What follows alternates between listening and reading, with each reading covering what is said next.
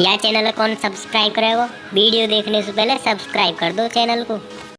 उत्तर भारत का धार्मिक उत्सव ही नहीं, सामाजिक महोत्सव भी है कावड़ यात्रा। भारत में हमारे हर प्रकार के सामाजिक, जातीय या धार्मिक क्रियाकलाप की कोई न कोई पौराणिक कहानी मिल ही जाती है। जैसे कावड़ यात्रा को लेकर कई तरह की पौराणिक कहानियाँ सुनाई जाती हैं। एक कहानी है कि परशुराम ने शिवलिंग का गंगा जल से जलाभिषेक करके यह परंपरा शुरू की। एक कहानी यह है कि रावण ने गंगा जल से शिव का जलाभिषेक किया। परशुराम हो या रावण, इन दोनों ने शिव के जलाभिषेक के लिए गंगा जल कंधे पर रखकर पद यात्रा की। लेकिन इन कहानियों में दो बातें एक जैसी हैं। पहली, शिव का गंगा जल से अभिषेक करना, और दूसरा, यह जलाभिषेक पदयात्रा करके पूरा करना है। आज सावन के महीने में समूचे उत्तर भारत में कावड़ यात्रा का एक बड़ा महोत्सव जैसा बन गया है। शिव का गंगा से संबंध साबित करने के लिए पौराणिक रूप से यह कहानी हम सबने सुनी ही है कि भागीरथ के प्रयास से जब गंगा धरती पर अवतरण हुआ तब शिव जी ने ही अपनी जटाओं में धारण किया था, इसलिए गंगा का नाम शिव जटाधारिणी भी है। ऐसे में अगर कोई श्रद्धालु सावन के महीने में गंगा से जल लेकर किसी शिव मंदिर में चढ़ाता है तो वह अपनी शिव भक्ति को प्रगाढ़ करता है। 21वीं सदी में शिव से भक्ति प्रगाढ़ करने का यह चलन ज़्यादा तेजी से बढ़ा है। वर्तमान में कावड़ यात्रा का जो स्वरूप दिखने लगा है, इसकी शुरुआत 90 के दशक में ही हो गई थी। राम मंदिर आंदोलन के बाद इस बात का चलन बढ़ने लगा कि लोग अपने गांव शहर से निकलकर गंगा जल लेने जाते और लौटकर अपने आसपास के शिव मंदिर में चढ़ाते। इससे पहले कोई ऐसा करता भी हो तो यह उसकी व्यक्तिगत श्रद्धा रही होगी, लेकिन 90 के दशक में इसने सामाजिक रूप से एक संगठित स्वरूप लेना शुरू कर दिया। जगह जगह इसके लिए भक्त मंडल या कमेटियां बन गईं जो साल में एक बार कावड़ यात्रा के लिए ही सक्रिय होती हैं। उत्तर भारत में देवघर का बाबा धाम श्रावण मास में सबसे अधिक महत्वपूर्ण हो जाता है।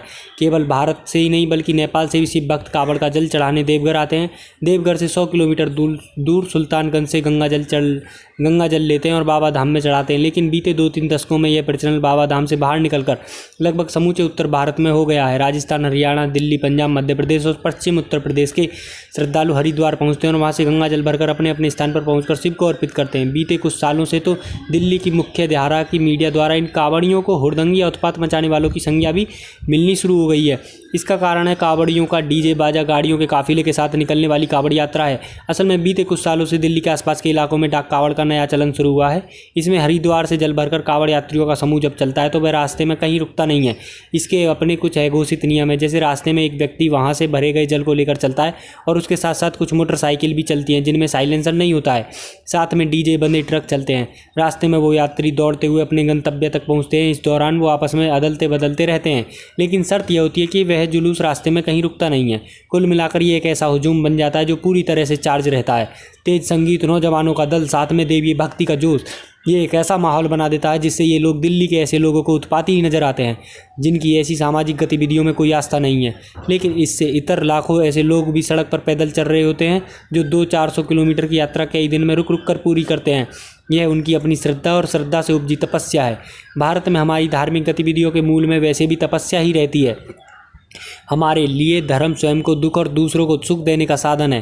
भारतीय समाज में जब कोई व्यक्ति लोक कल्याण के लिए कष्ट उठाता है तो भारतीय लोग उसे बहुत आदर और श्रद्धा से देखते हैं। संसार की दूसरी सभ्यताओं में लोक कल्याण का वैसा भार आम लोगों के कंधे पर नहीं होता है जैसा भारत की धार्मिक व्यवस्था में है।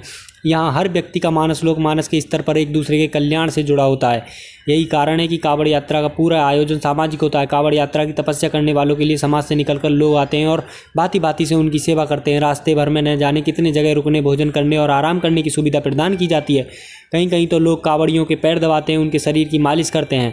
कावड़ यात्रा के इस पक्ष को कथित मुख्यधारा की मीडिया द्वारा न तो दिखाया जाता है और न ही बताया जाता है। लेकिन भारतीय समाज तो ऐसे ही सदियों शताब्दियों से चलता आ रहा है। समाज का एक व्यक्ति अगर धर्म के नाम पर तपस्या कर रहा है तो बाकी समाज तो ऐसे तपस्वियों की सेवा करने वालों मर पड़ता है। उसके लिए यह धर्म का काम है। उसे लगता है कि ऐसे तपस्वियों की अगर वो सेवा करता है तो उसकी तपस्या का कुछ पुण्य लाभ उसे भी मिल ही जाता है।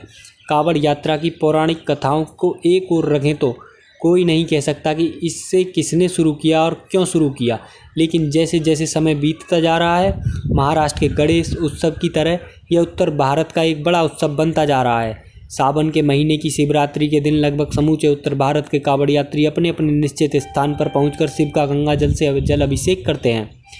ऐसे उत्सवों की भले ही हमारी मीडिया सिर्फ उनके डीजे बाजा और उपद्रव के नाम पर चर्चा करता हो, लेकिन इससे समाज की साधना में कोई फर्क नहीं पड़ता।